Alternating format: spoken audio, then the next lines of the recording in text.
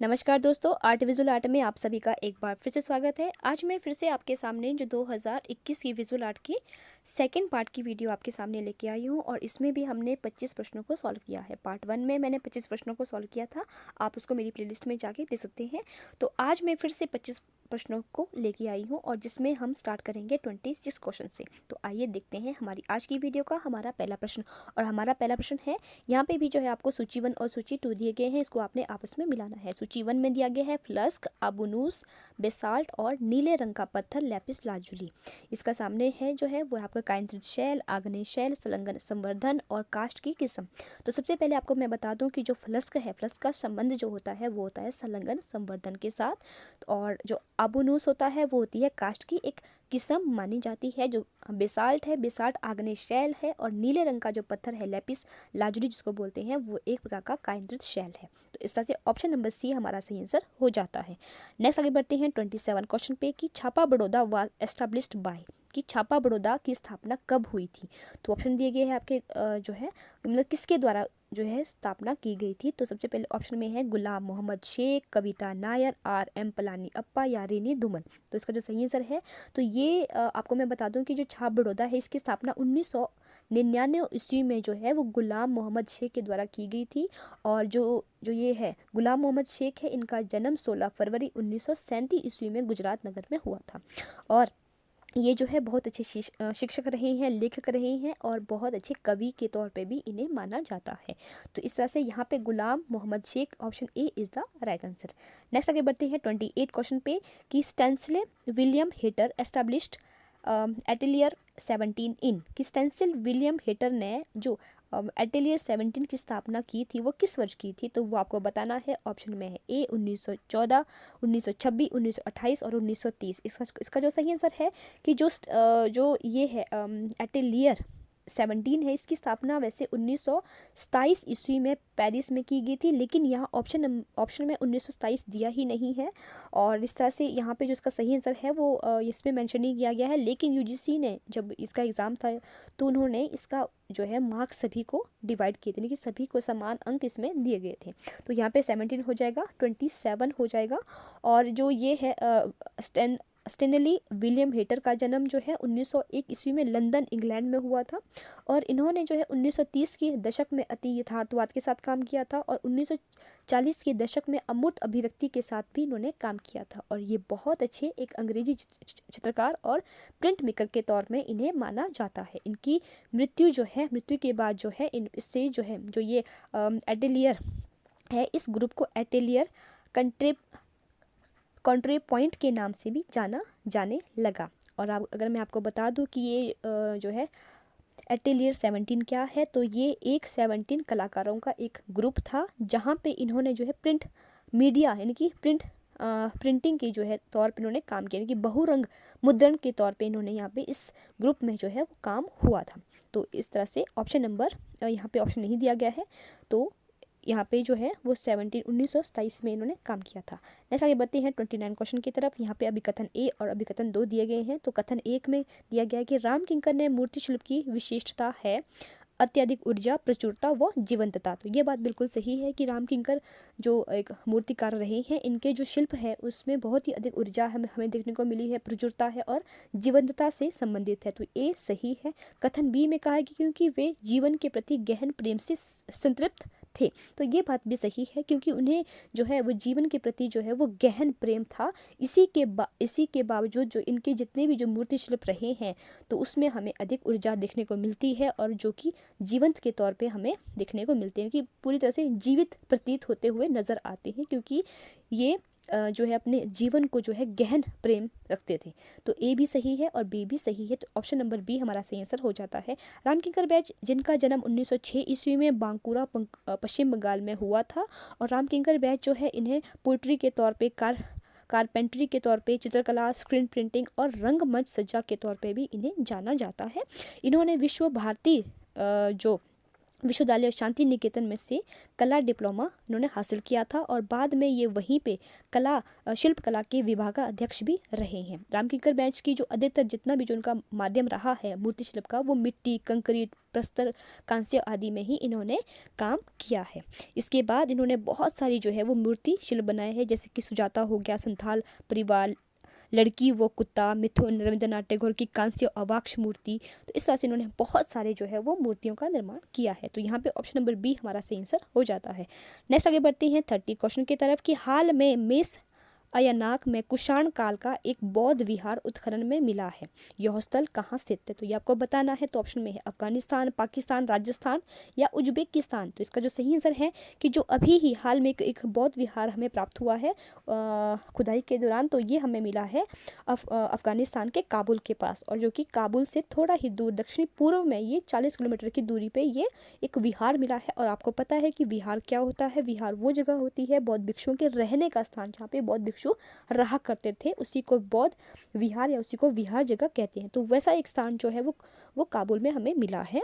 तो ये अभी लेटेस्ट की न्यूज़ है, लेटेस्ट का जो क्वेश्चन बनता है। तो ऑप्शन नंबर ए हमारा सही आंसर हो जाता है। नेक्स्ट है 31 क्वेश्चन कि निम्नलिखित पत्थरों को नरम से कठोर की सही क्रम में लगाएं। तो आपको कुछ पत्थर दिए गए हैं, जैसे कि आपके है चूना पत्थर है, बलुआ पत्थर, ग्रेनाइट पत्थर और सोप पत्थर। तो इसको आपने सही सीक्वेंस पे लगाना है, मतलब नरम से कठोर की तरफ।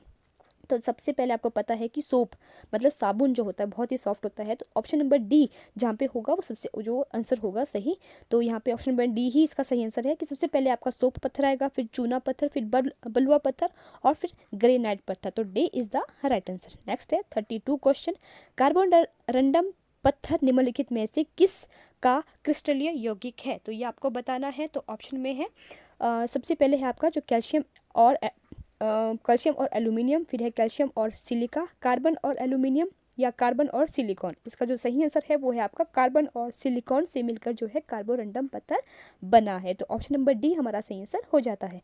नेक्स्ट है 33 क्वेश्चन की who is called the father of advertising. तो आपको बताना है कि फादर ऑफ एडवर्टाइजिंग के यानी कि विज्ञापन कला के जनक किसे कहा जाता है? तो ऑप्शन में है David Ogilvy, Laszlo Moholy Nagy, Paul Rand या वॉल्टर ग्रोपियस। तो इसका जो सही आंसर है वो है David Ogilvy. Option number A David Ogilvy is the right answer. David Ogilvy जिनका जन्म 1911 ईस्वी में यूनाइटेड किंगडम ब्रिटेन में हुआ था, और इन्होंने ही जो है विज्ञापन को बहुत अधिक इनका प्रचार किया था, या इन्होंने सबसे पहले इसी माध्यम में जो है वो काम किया था। तो इसीलिए इनको जो है फादर ऑफ एडवर्टाइजिंग भी कहा जाता है। तो ए is the right answer. Next आगे बढ़ते हैं 34 क्वेश्चन पे। यहाँ पे भी आपको कथन 1 और कथन 2 दिए गए हैं। तो 1 में दिया गया है कि रविंद्रनाथ टैगोर ने अपने जीवन के अंतिम चरण में अधिकतर स्वयं के रूप चित्र बनाए हैं। तो ये बात बिल्कुल सही है। जैसे कि आपको पता है कि रविंद्रनाथ टैगोर एक जो है साहित्यिक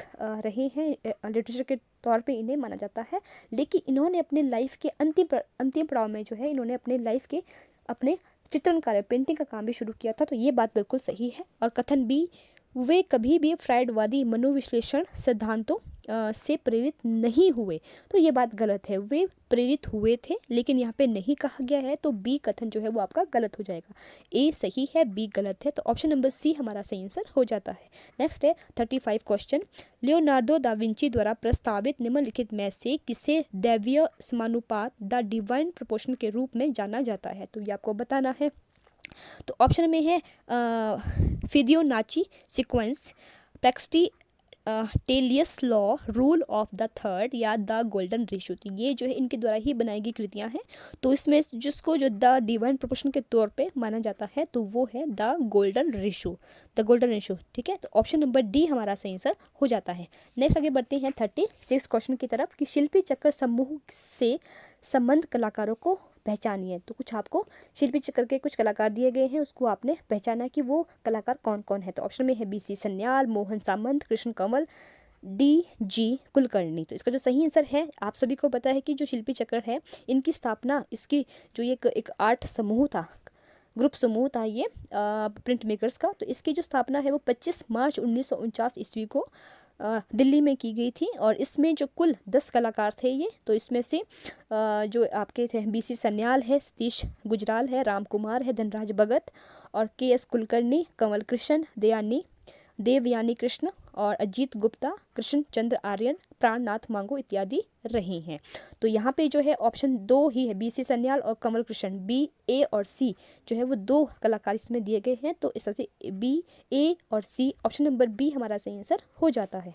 नेक्स्ट आगे बढ़ते हैं 37 क्वेश्चन की तरफ कि द ट्रिब्यूट मनी शीर्षक वाले चित्र को किसने बनाया है। तो ये आपको बताना है कि ये पेंटिंग जो है वो किसके द्वारा बनाई गई है। तो ऑप्शन में है फ्रा एंजेलिको, जॉर्जियन मसेचियो या पाब्लो उचेलो। इसका जो सही आंसर है वो है आपका ट्रिब्यूट मनी बनाई गई है मैसेचियो के द्वारा। तो option number C is the right answer. Masaccio जिनका जन्म 1901 ईस्वी में इटली में फ्लोरेंस में हुआ था। तो C is the right answer.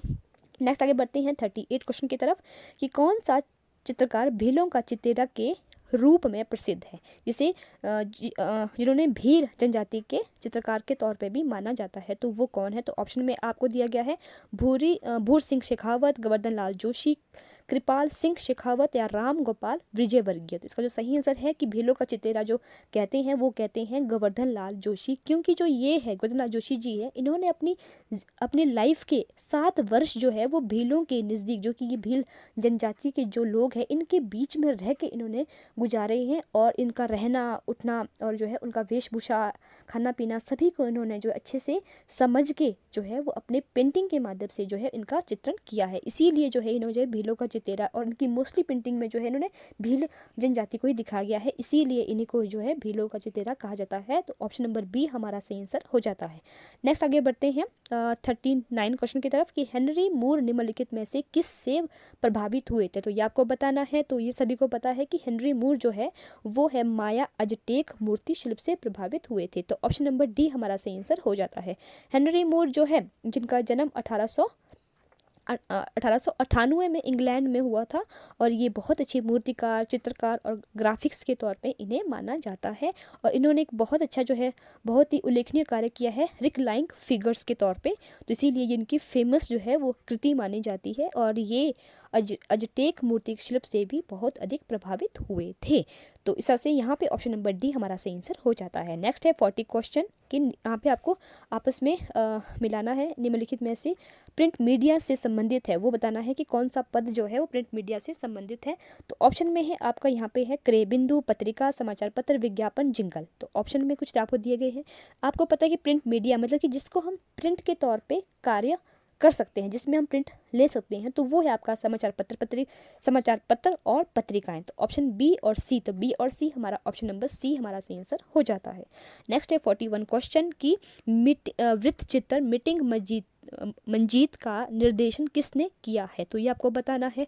तो ऑप्शन में है बुद्धदेव दासगुप्त, इनापुरी ज्योति भट्ट, श्याम बेनेगल। तो इसका जो सही आंसर है कि मीटिंग मंजीत जो एक डॉक्यूमेंट्री जो फिल्म बनाई थी वो मीटिंग मंजीत के ऊपर, तो वो बनाई थी बुद्धदेव दास गुप्ता के द्वारा। तो ऑप्शन नंबर ए हमारा सही आंसर होता है।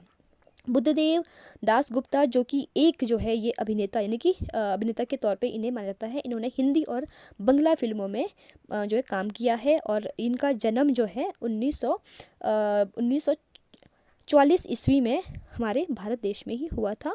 और इन्होंने बहुत सारी अच्छी अच्छी फिल्में बनाई है, जैसे कि जो है बाघ बहादुर, उत्तरा, काल पुरुष जैसी जो है इन्हें जो है अंतर्राष्ट्रीय स्तर पे जो है इनकी फिल्मों की चर्चा हुई है। तो यहाँ पे जो है ए जो है Buddhadeb Das Gupta is the right answer. Next आगे बढ़ते हैं 42 क्वेश्चन की तरफ। यहाँ पे आपको कुछ चीज़ें पहचाननी है, जैसे कि निम्नलिखित में कांट के सौंदर्य शास्त्र सिद्धांत को पहचानिए। तो वो आपको बताना है। ऑप्शन में है theory of intuition, theory of critics of pure reason, theory of imitation या थ्योरी ऑफ क्रिटिकल जजमेंट या थ्योरी ऑफ इमेजिनेशन। तो इसका जो सही आंसर है कि कांट के सौंदर्य शास्त्र के सिद्धांत के अनुसार जो है तो इनका रहा है theory of critical of pure reason, critique of pure reason and theory of critical of judgement. तो बी और डी, तो बी और डी ऑप्शन नंबर सी हमारा सही आंसर हो जाता है। नेक्स्ट आगे बढ़ते हैं 43 क्वेश्चन की तरफ। यहाँ पे आपने मिलान करना है। तो इसमें एक तरफ दिया गया है आपका नेविगेटर, पोटाशियम डाइक्रोमाइड, सॉफ्ट ग्राउंड और ब्रायर। इसके सामने है रिलीफ प्रिंटिंग, एचिंग, शिला मुद्रण, लिथोग्राफी जिसको बोलते हैं, और स्क्रीन प्रिंटिंग। जो इसका जो मिलान है, तो जो आपका नेविगेटर है उसका संबंध जो है शिला मुद्रण यानी कि लिथोग्राफी के साथ है। पोटाशियम डाइक्रोमाइड ये इसका यूज़ होता है स्क्रीन प्रिंटिंग में, और जो सॉफ्ट ग्राउंड होता है वो होता है एचिंग में। ब्रायर का यूज़ होता है रिलीफ प्रिंटिंग में। तो इस तरह से ऑप्शन नंबर डी हमारा सही आंसर हो जाता है।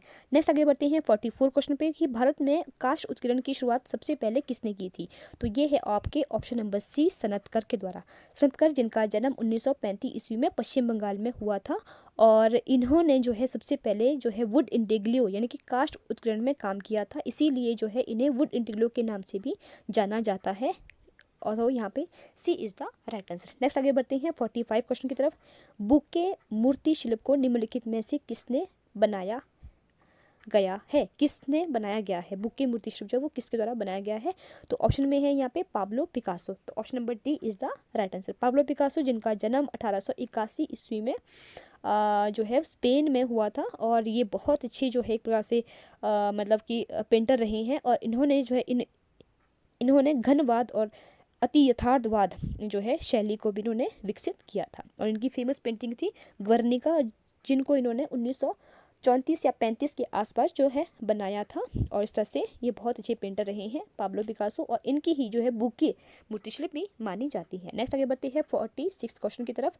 तो यहाँ पे दिया गया है कि नीचे दिए गए विकल्पों में से सही उत्तर का चयन कीजिए कि सिल्क स्क्रीन प्रिंटिंग के सही अनुक्रम को आपको बताना है। तो ऑप्शन में है पहले स्क्रीन तैयार करना, डिज़ाइन तैयार करना, इमर्शन लगाना या प्रकाशन के द्वारा एक्सपोज करना। तो इसका जो सही आंसर है, सही जो क्रम होता है कि सबसे पहले क्या होता है स्क्रीन प्रिंटिंग में हमने डिज़ाइन को तैयार करना होता है और उसके बाद होता है स्क्रीन तैयार करना और उसके बाद इमर्शन लगाना और लास्ट में होता है प्रकाश के द्वारा जो है एक्सपोज करना होता है। तो option number C is the right answer. Next आगे बढ़ते हैं 47 क्वेश्चन पे। ऑर्फिज्म शब्द को किसने गढ़ा है। तो ये गढ़ा है आपके अपोलोनियर के द्वारा। अपोलोनियर जिनका जो कि एक बहुत अच्छे जो है कवि भी माने जाते हैं। अपोलोनियर ने 1912 में यह नाम दिया था और जो ये है ऑर्फिज्म जो शब्द है ये एक रहस्यवाद, इसका मतलब जो रहस्यवाद भी है, रहस्यमय इसको हम बोलेंगे कि रहस्यमय जो है वो इनके द्वारा अपोलोनियर के द्वारा ही ये शब्द डिस्क्राइब किया गया था। और ये जो है इसमें क्या होता है कि इसमें रहस्यवाद जो है वो पेंटिंग को लेकर है कि पेंटिंग में जो एक शुद्ध जो अमूर्त चित्रण जो होता था और उसमें चमकदार रंगों का प्रयोग किया जाता था। तो उसी मतलब कि उसमें रंगों के माध्यम से जो एक रहस्य जो छिपा होता है इसकी शुरुआत जो है वो अपोलोनियर के द्वारा की गई थी। इन्होंने इसका नाम जो है रहस्यमय एक नाम दिया गया है और इस तरह से यहाँ पे ऑप्शन नंबर बी हमारा सही आंसर हो जाता है। नेक्स्ट आगे बढ़ते हैं 48 क्वेश्चन की तरफ। निम्नलिखित को संरक्षण कोरोजन प्रतिरोधक के आरोही क्रम में लगाएं। तो कुछ आपको बताना है कि किस में सबसे पहले जो है वो जो है संक्षारण लगेगा। तो ऑप्शन में है टीन, ताम्र, लोहा और एल्यूमिनियम। तो इसका जो सही क्रम है तो सबसे पहले लगेगा आपके जो है वो लोहे में और उसके बाद टीन में, फिर एल्यूमिनियम में और फिर तांबर कॉपर में। तो इस तरह से ऑप्शन नंबर सी हमारा सही आंसर हो जाएगा। नेक्स्ट आगे बढ़ते हैं 49 क्वेश्चन पे। यहाँ पे भी आपने इसको आपस में मिलाना है। तो सबसे पहले जो है आपका तो सबसे पहले है गोवर्धन, पाऊजी राठौर, सूर्य नमस्कार, हिमालय और इसके सामने दिया गया है जतिन दास, मंजीत बावा, कृपाल सिंह शेखावत और निकोलस रोरिक। तो यहाँ पे कुछ जो है पेंटिंग दी गई है और कुछ उनके कलाकारों के नाम दिए गए हैं। तो सबसे पहले जो है आपका गोवर्धन है ये है मंजीत भावा की पेंटिंग, पावूजी राठौर ये कृपाल सिंह शेखावत की, सूर्य नमस्कार जतिन दास की और हिमालय जो है वो निकोलस रोरी का है। तो इस तरह से ऑप्शन नंबर बी हमारा सही आंसर हो जाता है। नेक्स्ट आगे बढ़ते हैं और हमारी आज की वीडियो का हमारा लास्ट क्वेश्चन 50 क्वेश्चन कि बरहूत में पाई गई चुलकोका